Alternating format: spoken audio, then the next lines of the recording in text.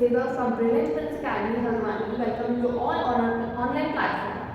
And as we all know कि हमारा जो सैनिक स्कूल का एग्जाम है अभी रिसेंटली हुआ है, तो हम वन बाय वन उसका एक एक सेक्शन सॉल्व करते जाते हैं. So let's begin with the section 1, that is language section. So let's start. The first question is saying the train dashed suddenly. इसको हमें कंप्लीट करना है, करेक्ट फॉर्म ऑफ वर्ब को हमें यहाँ पर फिल करना है. And the options are stop, stopped, was stopping, has stopped. First of all हम इसका concept समझ लेते हैं. Concept क्या कह रहा है? The train, that means subject. Subject के बाद हमारा वहाँ पे verb fit होना चाहिए. And after that जो हमारा verb की forms होती है, या तो in case of present simple में verb का first form आता है, that is s or es if in the case when the subject is singular. Or in the case of past simple tense, we have to fill the second form of a verb. तो according to me यहाँ पर suitable answer होना चाहिए, that is stopped. So students, we have the next question, and the question is choose the sentence having intransitive verb. And the options are boys fly kites, birds fly. Third one is Teddy ran a race, and the fourth one is he burnt his diary. अब पहले हम concept को अभी समझ लेते हैं. Concept कहते हैं जो हमारे transitive verbs होते हैं. Transitive verbs मतलब जिनमें आपका object present है. जिन वर्ब्स के साथ आपका ऑब्जेक्ट सेंटेंस में प्रेजेंट होता है are known as transitive verbs. अब आप ऑब्जेक्ट को कैसे फाइंड आउट करते हैं? First of all you have to find a verb in the sentence जो मेन वर्ब होता है. After that you have to ask what and who. ये क्वेश्चन आपको वर्ब से करना होता है. जब आप पूछते हैं what and you will give the answer, तो वो आपका डायरेक्ट ऑब्जेक्ट होता है. एंड इन केस व्हेन आप पूछते हैं हु, तो and you give the answer, तो that will be your indirect object. That means आप इन दोनों केसेस से ऑब्जेक्ट को फाइंड आउट कर सकते हैं. अगर सेंटेंस में आपका ऑब्जेक्ट नहीं प्रेजेंट है तो आप वर्ब से पूछते हैं what and who, and if you are not getting the answer तो आपका वो वर्ब इंट्रांजिटिव वर्ब हो जाता है. तो इस क्वेश्चन का आंसर होना चाहिए B, birds fly.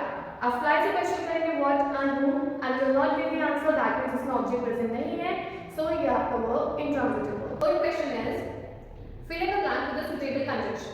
And the options are, and the question is I don't know dash he has gone or not. So first of all हम इसका भी concept समझ लेते हैं पहले. So we have two type of conjunctions are there, subordinating conjunctions and correlative. तो यहाँ पे हमें correlative को समझना है. Correlative conjunctions जो हमेशा pair में आते हैं. For example, whether or, either or, neither nor, not only but also, both and etc. तो यहाँ पर जो बेस्ट सुटेबल आंसर होगा है वेदर, क्योंकि क्वेश्चन में आगे प्रोसीड करते हैं तो वहाँ पे और आपको मिलता है. Correct answer should be weather. So we have a fourth question. Complete the sentence with suitable article. Ram is dash student whom we all expect to get less than 35% marks. And the options are the, that, and. तो यहाँ पर suitable answer होना चाहिए the, the, the, that is option B. So the fifth question is fill in the blanks with this correct preposition. Question is the speaker is going dash the subject from, of, to and within. So the correct answer should be of, O double F, of, जो आपको हमेशा मिलता है. प्रश्न का sense क्या आ रहा है यहाँ पर? The speaker is going of the subject. Fill in the blank with correct word. The question is Akbar's army dashed the castle of Chittor, and the options are seized, and seized. सबसे पहले हम इनका individually meaning देख लेते हैं क्या होता है. Seize, C-E-A-S-E, seize का मीन्स होता है bring to an end या फिर टर्मिनेशन भी आप कह सकते हैं. Seize means to take possession of something. Seize इसी का second form of verb है, to take possession of something, and seize means noticing something with our eyes by using our eyes. तो इसका करेक्ट आंसर होना चाहिए that should be seized. Question number 7. Choose the correct meaning of beat the air. ये आपका एक idiom है and the options are to make useless efforts, to be victorious, to be defeated and to defy. तो इसका correct answer होना चाहिए to make useless efforts. Beat the air means to make useless efforts. Others की meaning हम समझ लेते हैं. To be victorious mean to get drunk, जीत हासिल करना. Second one is to be defeated means debacle. Debacle का मतलब हार जाना. To defy, defy means to refuse to obey. आज्ञा का पालन ना करना. 8th question is asking choose the word opposite in question is threat. Threat का ऑपोजिट वर्ड बताना है हमें। तो ऑप्शन है आपका menace, thoughtful, safety and prosper। Threat का original meaning is danger, menace, peril, trouble, खतरा। बेसिकली खतरा इसका मीनिंग होता है। तो अगर हम इसके ऑपोजिट पे जाते हैं तो सेफ्टी इसका मोस्ट सुटेबल आंसर होगा। बाकी थॉटफुल आपको पता होगा, सेफ्टी हो गया, menace इसका एक सिनोनिम है, एंड prosper मींस होता है flourish. Question number 9, choose the correct spelling from the given options. तो सेंक्शन का आपको करेक्ट स्पेलिंग बताना है। सेंक्शन का मीनिंग होता है आपका पैनल की, एंड जो उसका पार्ट ऑफ स्पीच होगा that is noun. So the correct answer should be A, that is SANCTIO। Question number 10, choose the word opposite in the meaning of the given word, that is forgiveness। पहले हम इसका meaning समझ लेते हैं। Forgiveness means होता है pardon, माफ कर दे। अब ऑप्शन है आपके, that is restore, decline, withdraw and revenge। Restore means to bring back something, decline means to reduce or to dwindle, withdraw means होता है to take back, to take draw from something, and revenge is avenge, बदला लेना। तो forgive is pardon, माफ करना, और उसका opposite होगा आपका revenge। तो option number D should be correct, that is revenge। Question number 11, choose the correct article from the given option and the question is he is dash honest officer। Options are A, N, the और no and। तो पहले हम concept समझ लेते हैं। Articles का concept है इसमें यूज हो रहा है अ और एन। हमने अपने प्राइमरी स्कूल के टाइम में पढ़ा होगा कि हमारा जो एन है वो हम बिफोर वोवल वर्ड से पहले, जैसे ए आई ओ यू वर्ड्स यहाँ पर आते हैं, वहाँ पर एन का यूज कर सकते हैं। बट वो कंसेप्ट कहीं ना कहीं रॉन्ग हमें प्रूव करना होता है, क्योंकि एन हम यूज करते हैं जहाँ पर हमारा वोवल साउंड आता है, ना कि वोवल लेटर। फॉर एग्जाम्पल जैसे umbrella, university, house, hour and honest. Umbrella अ से स्टार्ट हो रहा है, दैट मींस वोवल साउंड आ रहा है, तो we will use an umbrella। University ये है तो वोवल हो, लेकिन यहाँ पर हमारा वोवल साउंड नहीं आ रहा। यूनिवर्सिटी यू से स्टार्ट हो रहा है, दैट मींस आप वहाँ पर अ पुट करेंगे। सिमिलरली हाउस वोवल साउंड नहीं है तो अ हाउस, लेकिन अगर हम आर प्रोनाउंस करते हैं, प्रोनाउंसिएशन का आर से स्टार्ट हो रहा है, दैट मींस वोवल साउंड वहाँ पर है तो एन आर। सिमिलरली आपका जो क्वेश्चन पूछा है डैश ऑनेस्ट ऑफिसर, ऑनेस्ट में आपका वोवल साउंड आ रहा है, तो करेक्ट आंसर होगा an honest officer. Number 12 is identify the tense of the following sentence। इसमें हमें tense को identify करना है। The sun sets in the west and the options are present indefinite, past indefinite, future indefinite या फिर perfect tense।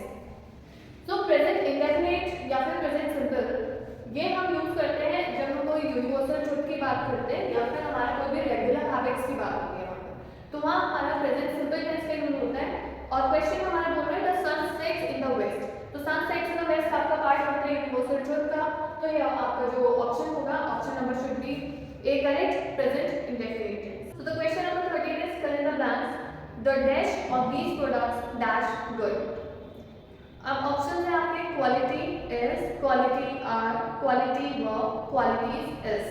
Concept इसका ये बोल रहा है कि अगर यहाँ पर हमारा नाउन 1 है, ऑफ से कनेक्टेड है और नाउन 2 है, अगर वहाँ पे दो नाउन्स ऑफ से कनेक्टेड होते हैं तो ऑफ मतलब प्रपोजिशन, प्रपोजिशन के बाद जो आता है आपका नाउन वो आपका हमेशा ऑब्जेक्ट होता है। बट जब हम वर्ब फिट करते हैं यहाँ पे तो वर्ब हमारे अकॉर्डिंग टू सब्जेक्ट होना चाहिए, तो सब्जेक्ट आपका हमेशा नाउन 1 कंसीडर करेंगे। तो इन केस जब सब्जेक्ट सिंगुलर है तो वर्ब भी सिंगुलर, सब्जेक्ट प्लूरल होगा तो वर्ब भी प्लूरल। अब यहाँ पर जो बेस्ट सुटेबल आपका आंसर लग रहा है 1 quality is should be the correct answer. इसमें आंसर आपका मिसप्रिंट है, तो क्वालिटी आपका क्योंकि सिंगुलर है तो वहाँ पे वर्ब भी सिंगुलर होगा, तो इज। तो क्वालिटी का adjective from the given options, options are high, found, birds and remains. तो हाई का आपका जो पार्ट ऑफ स्पीच होता है that is adjective, found mean आपका वर्ब होता है, एंड बर्ड्स का पार्ट ऑफ स्पीच आपका नाउन है, एंड रिमेन्स इज वर्ब। तो आपका correct answer should be A, that is high. Question number 20, fill in the blank with the correct degree of comparison। Question is, I have dash money in my pocket, and the options are not so more, most, and many. And the correct answer should be second, that is more. Question number 21, choose the word that is opposite of real। तो real का opposite या antonym हमें बताना है यहाँ पर। Options are reward, imaginary, wise, and modern। तो reward का meaning होता है आपका prize, वाइज होता है लर्निंग, इसका पार्ट ऑफ स्पीच है आपका adjective, a learning person, a wise person. Modern, modern means which is a contemporary of present time, जो अभी के टाइम पे चल रहा है, दैट इज मॉडर्न। तो इसका करेक्ट आंसर होना चाहिए इमेजिनरी, रियल का ऑपोजिट इमेजिनरी। फिर question number 22, choose the correct spelling, spelling है आपका इसमें, तो answer should be A, that is receive, RECEIVE, receive. So question number 23, choose the correct option to improve the sentence and replace it with underlined word. Did there was come on time, तो यहाँ पे there का हमें correct form बताना है। there means होता है वहाँ, मतलब ये एडवर्ब का काम करते हैं, तो आपको एडवर्ब ऑफ प्लेस दिखाता है। अब ऑप्शन है आपके there, theirs, theirs and no improvement, तो correct answer should be A, that is there। There का पार्ट ऑफ स्पीच आपका पॉजिटिव एडजेक्टिव होता है, जो आपका पोजीशन दिखाता है उसके नाउन, उसके बाद वाले नाउन पे। फॉर एग्जांपल यहाँ पे दस दिया हुआ है, तो देयर दस, देयर आपका पॉजिटिव प्रोनाउन होता है। अब ऑफन आपका कंफ्यूजन होता है आपका देयर एंड देयर में स्टॉप के साथ, तो इसका करेक्ट फॉर्म ऑफ जो होना चाहिए आपका देयर होना चाहिए, दैट इज पॉजिटिव प्रोनाउन, और ये आपका इनकरेक्ट वर्जन है। Question number 24 is choose the correct option to improve the sentence and the question is Ram left the house before Shyam got there। अच्छा, इसमें कंसेप्ट हम use कर सकते हैं जहाँ पर हमारा बिफोर एंड आफ्टर वाला कंसेप्ट आता है। तो बिफोर एंड आफ्टर ये तो हम सबको पता है कि यहाँ पर जो पास्ट टेंस होता है वो पास्ट टेंस टू पास्ट ही होता है, मतलब पूरा सेंटेंस आपका फिर पास्ट में जाना चाहिए।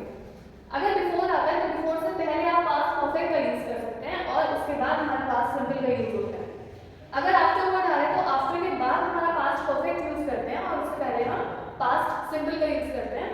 पास्ट सिंपल का रूल होता है आपका सब्जेक्ट प्लस वर्ब का second form plus object, and past perfect same ही आपका subject then had then V3 then object.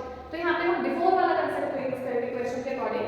Ram left the house before, तो Ram had left the house before, तो option third should be the correct. And the last question of section A is 25th question, fill in the blank with the suitable question tag। तो question tag पे यहाँ पे question है I didn't ask him dash then question mark। अब इसमें छोटा सा rule होता है जो हमें याद रखना होता है थोड़ा सा। If sentence is negative so the question tag will be the positive form and its vice versa। इसका मतलब हुआ अगर हमारा सेंटेंस जो है अगर वो नेगेटिव है तो क्वेश्चन टैग पॉजिटिव बनेगा, एंड सेंटेंस अगर पॉजिटिव है तो क्वेश्चन टैग नेगेटिव बनेगा। तो सेंटेंस आपका ऑलरेडी नेगेटिव है, दैट मींस आपका क्वेश्चन टैग पॉजिटिव होना चाहिए। Options are can I, am I, aren't I, need I. तो क्वेश्चन टैग कहते हैं कि हेल्पिंग फॉर्म जो आपका सेंटेंस में यूज किया है उसका पॉजिटिव या negative form whatever accordingly plus pronoun and question mark. तो यहाँ पर हमारी जो हेल्पिंग फॉर्म यूज हुई है दैट इज नीड, तो नीड आई,